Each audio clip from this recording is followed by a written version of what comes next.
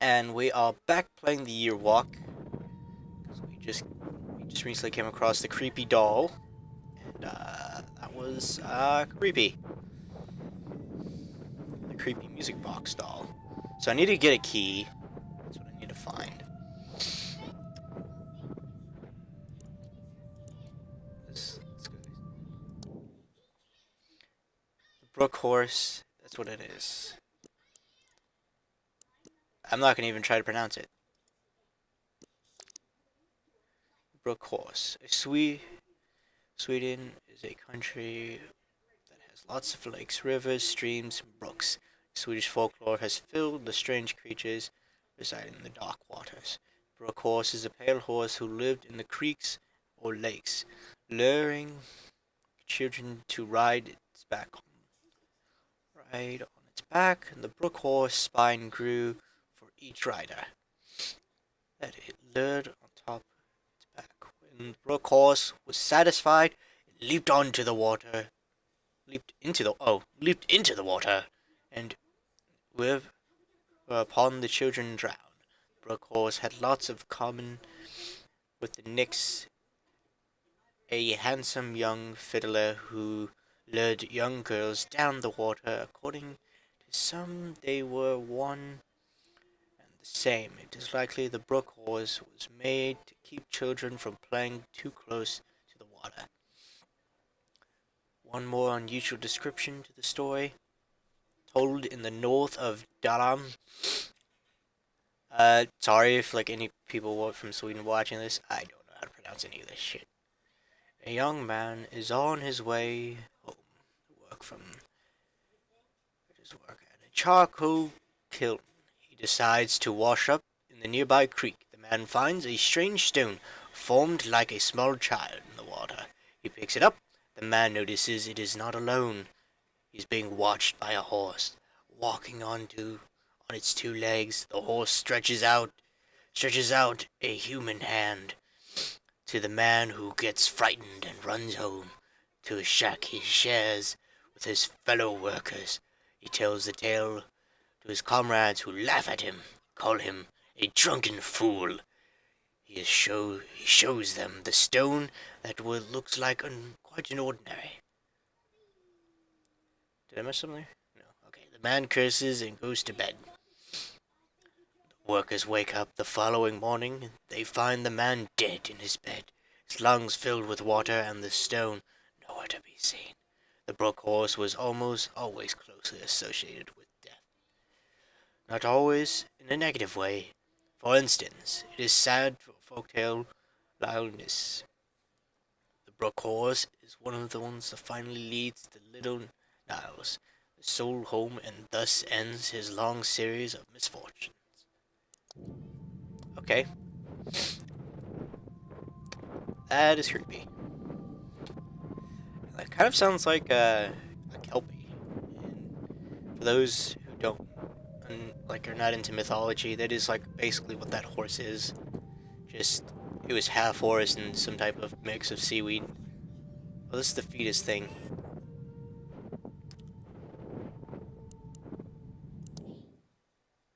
Okay, where are we? I want to go there. A dead tree, the church of Grimlock.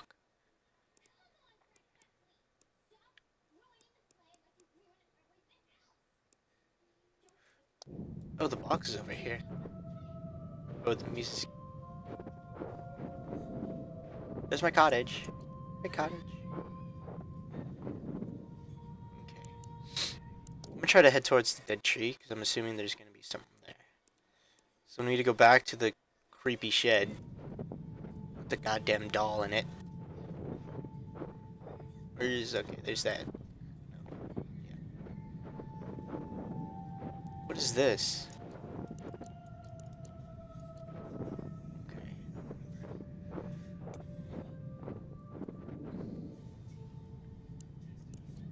What is this leaf?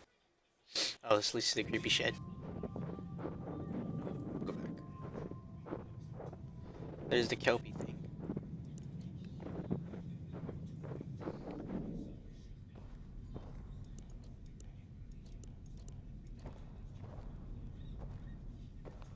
Okay, that was kind of creepy.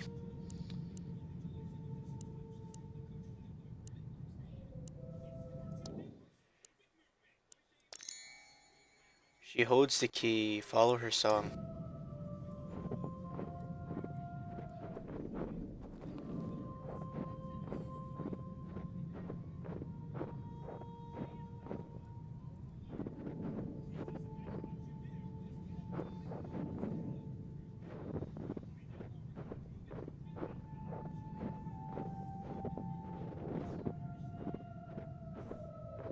It's getting stronger over here.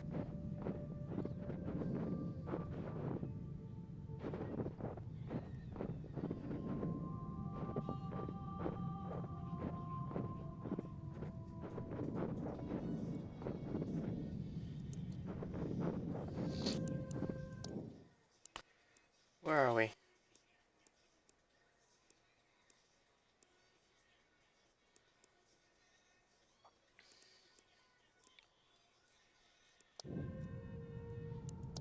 can read more on this. What is this? No, I won't read that. I'll read it whenever like it comes down to where we have to learn more about them. Okay, is this the water that the horse supposedly is? Okay, the song's getting louder.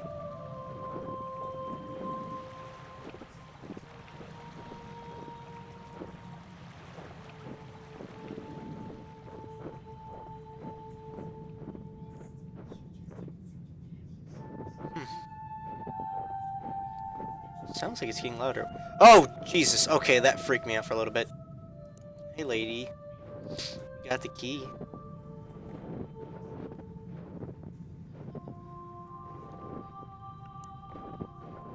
Wait, does it pause the game? Okay, I'm assuming this is her.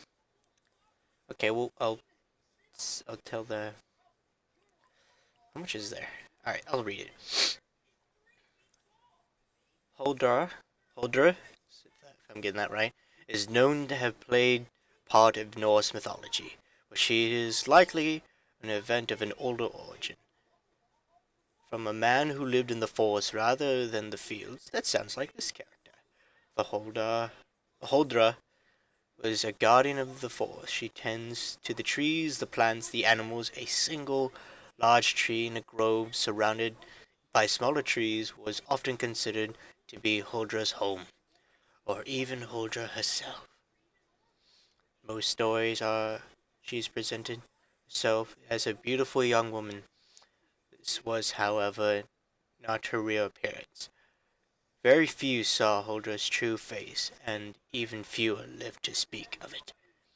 She was often described as a lonely and a woe-filled creature. Her relationship with the humans was very complex. She could be eternal, a man with a beautiful song, and lured him deeper and deeper into the forest, where she either wed or killed him. The men kissed by Huldra became apathetic and slow. According to some accounts, Huldra was positive force. If a hunter was kind to the Huldra, she might blow her breath down the barrel of his rifle, which would bless his hunt. Huldra would consider her their friends, as she kept fires from spreading from the charcoal kiln. She also helped those who was willing enough to offer their blood to her. This was dangerous, as the Huldra might drink it and the giver dry. The Huldra was thus capable of doing both good and bad deeds. It was very hard to predict whether she would keep or harm, since she played by the rules known only to her. Okay, so this is Huldra. So we're following.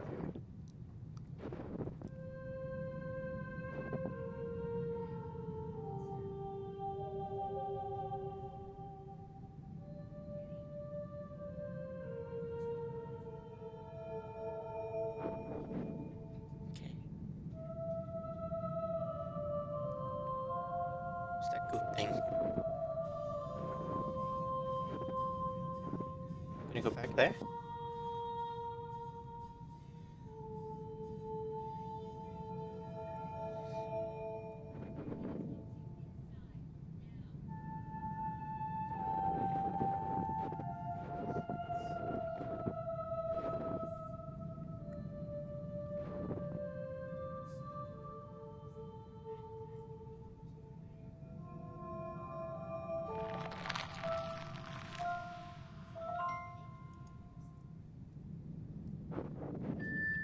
Oh, okay, this is her home, I'm assuming.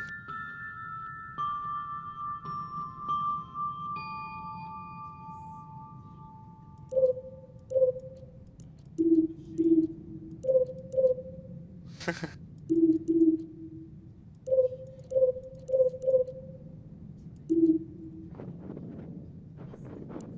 do I get in?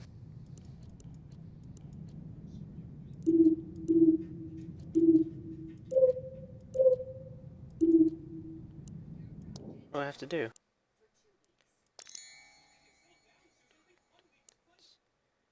No. Damn it. I have to. I have to go back. Oh! She took me to the decayed tree thing. It's so creepy.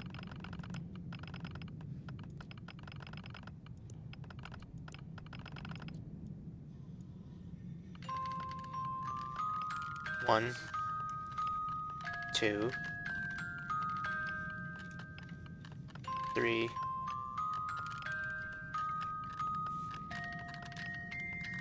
Oh! Okay, I get it.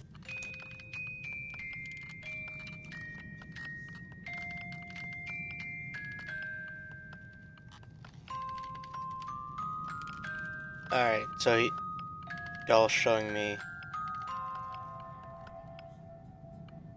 God, that's so creepy. Okay, so in the next video, I will, do the... God, stop that. It's so creepy. Alright, so in the next video, I'll do the owl thing. Because now I understand it. God, fuck, this doll